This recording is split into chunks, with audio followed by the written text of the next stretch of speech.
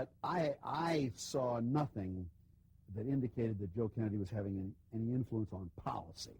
We should mention that he was ambassador to Great Britain and angered President Roosevelt and angered Winston Churchill and angered all the Allies because he was sympathetic to Hitler. He told Roosevelt, leave Hitler alone. He's doing a good job. He told Churchill the same thing. And because of this, he was fired. Roosevelt threw him out of England, recalled him, and this was such a disappointment for Joseph Kennedy because he realized his political career was through, was finished. I mean, if you go back to the history of their father that owned and still owns the merchandise mart, I mean, this man wasn't a purist. He was involved in bootlegging like Capone and the rest of those guys. But how come they never get a bad rap? But no one had a better marker than Sam did with the Kennedys. I mean, it's one thing to have someone that that everyone kind of has good relationships. I've got this other person who I'm going to own. So as a result, Sam was very, very forceful in wanting to make sure that Kennedy got the nod. Now, Lyndon Johnson obviously was a powerful man in the South, and Kennedys were in a position where they were not as strong in the South. I think through the discussions that ensued through the conversations with Marcello, that they recognized, hey, Johnson would be a good way to unify the country. We know we can deal with Johnson and the men down in Texas and in the South, and we knew that Sam had a powerful relationship with the Kennedys, so it made a good unified ticket. I, John Fitzgerald Kennedy, do solemnly swear that you will faithfully execute the office of President of the United States. that I will faithfully execute the office of President of the United States And will, to the best of your ability, and will, to the best of my ability, preserve, protect, and defend the Constitution of the United States. preserve, protect, and defend the Constitution of the United States. So help you God. So help me God.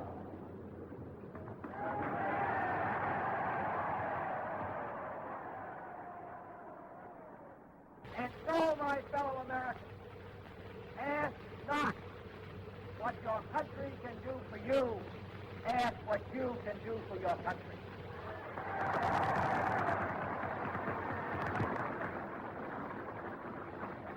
My fellow citizens of the world, ask not what America will do for you, but what together we can do for the freedom of man. John Kennedy was elected President of the United States. He selects his brother as Attorney General of the United States. They are inaugurated and put into office in January 1961. When Robert Kennedy first started the Department of Justice's serious attack on organized crime, and even after J. Edgar Hoover decided to admit that there was such a thing as a mafia, when presented with public irrefutable evidence, it wasn't until, I think, Robert Kennedy that the Department of Justice really decided to attack organized crime. And the whole concept of the strike forces was Robert Kennedy's, although they didn't really come into fruition until the late 60s, well after he was gone. But when Robert Kennedy came in, the ties between organized crime and all the unions were just so tight, hand-in-glove type of thing. And he set out, and to him, and I think rightfully so, one of the primary national examples was the Teamsters Union. And that's why he went after Jimmy Hoffa. I give you Jim Hoffa, President of the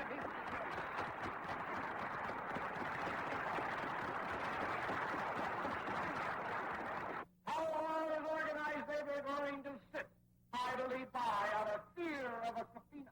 You see, Bobby, had close roots to Irish working-class people. And through the commission, he discovers that Hoffa, a union leader, is raping the union membership, many of whom are Irish.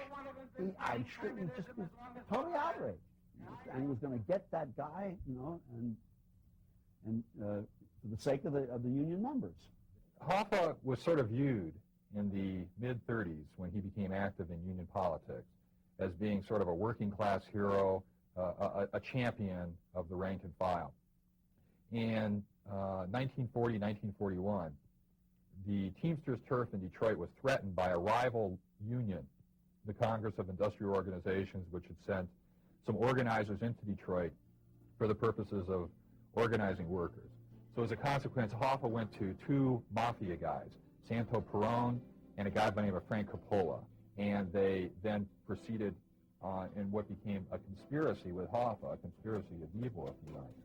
And they drove the CIO raiders out, but as a consequence, Hoffa went from a potentially great union leader to really nothing more than a labor racketeer because of the deals that he made with the mafia in the wake of their participation in the war against the CIO. The mob needed Jimmy Hoffa as he had enormous power. He was very, very effective as a leader of the Teamsters, and they did follow him, and in order to achieve what else he wanted to, he worked both sides of the street. Jimmy Hoffa, he would make demands for the men and improve their conditions and their pensions and all the rest. He would work that side, and he did a fairly good job of that.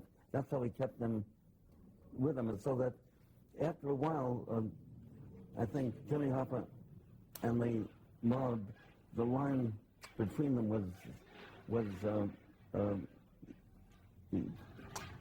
you could not distinguish the Jimmy Hoffa was part of the mob, and the mob was part of Jimmy Hoffa. I knew Joe Holtzman. He was a close friend of yours? I knew Joe Holtzman. He was a close friend of yours? Just a moment. I knew Joe Holtzman. He wasn't any particular friend of mine. I don't intend to have the impression left, as been stated publicly, that I am controlled by gangsters. I am not controlled by them. Mr. Hoffa, I'd be very sympathetic if it wasn't for the fact that a majority of these people are in the Central States Conference. And the people under your jurisdiction, you've got people in Detroit, at least 15 who are priests. You've got Joey Glimko in Chicago. I say you're not tough enough to get rid of these people, then. Well, I don't propose to... You haven't moved against any of them. I don't propose to act tough, and I will follow the Constitution of the International Union. Well, I'll give you my interpretation of why Robert F. Kennedy so strongly emphasized an assault or war on organized crime. And as I was an assistant to him for 4 years, worked with him on a daily basis, and have great respect for him. First, he wanted to do important things. He was a doer. And he wanted to do things that were important and that would seem important. You were dealing with organized crime and big-time gangsters and hoodlums as we had to deal with them in the days of Al Capone. So what could he do? Then he wanted to single something out. Now, he'd come from the Senate Investigating Committee.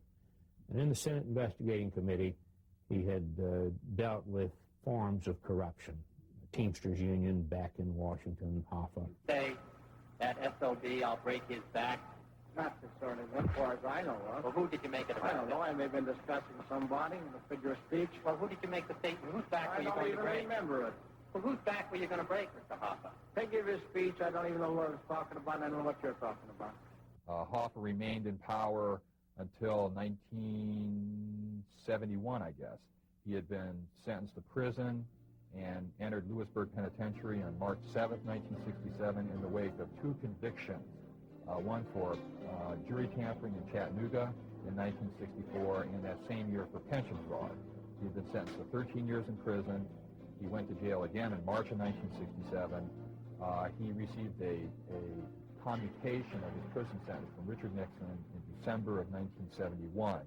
He's a sort of a fascinating individual, I think, Nixon. He was astute in many different ways in terms of politics, but he had a dark inner core to him, I feel, that would almost draw him to people like Jimmy Hoffa and to mob connections. I think that started quite early in in his career. But with the commutation, Hoffa was taken out of all union jobs, all union politics. He eventually tried to, from what some say, tried to come back into the union again in defiance of the commutation restrictions. I do not believe that that's the reason why he was murdered. If this case is successfully won, and I can win in 299 in November and December, then I believe I will be the president at a 1976 convention. Yeah. Jimmy Hoffa goes to the Natchez Red Fox restaurant in Broomfield Hills, just outside of Detroit.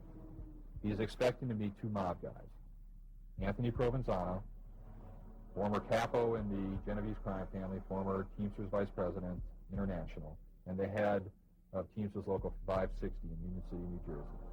He's expecting to meet Tony Provenzano and a Detroit mafia guy by the name of Tony Giacalone.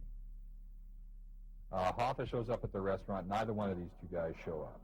The family and friends of James R. Hoffa today are offering a reward of $200,000 for information revealing the present whereabouts and or safe return of their father and husband. The government believes that the person who ordered the murder was Russell Buffalino, the head of the Northeastern Pennsylvania crime family, who was also serving as the trustee of the Genovese crime family in the wake of a vacancy in the boss position within the family itself. The belief is that Buffalino was serving as an agent for both Carlos Marcello down in New Orleans and Santos Tropicani down in Tampa. That Hoffa's body, after he was killed, was stuffed into a 55-gallon drum, that the 55-gallon drum was loaded onto a Gateway transportation truck and shipped to an unknown destination. Again, my sources have indicated that Hoffa's body was taken into a car smasher, that it was crushed and smelted, that Hoffa is now either a hubcap or a fender, which may be an appropriate end for the former president of the Teamsters Union.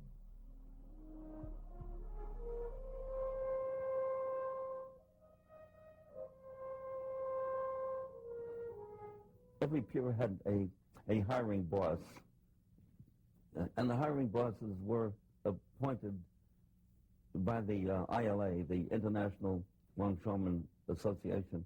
Almost every single one of them, when you look at their records, had a record of having been in prison for assault with a dangerous weapon and so forth, at times even murder too.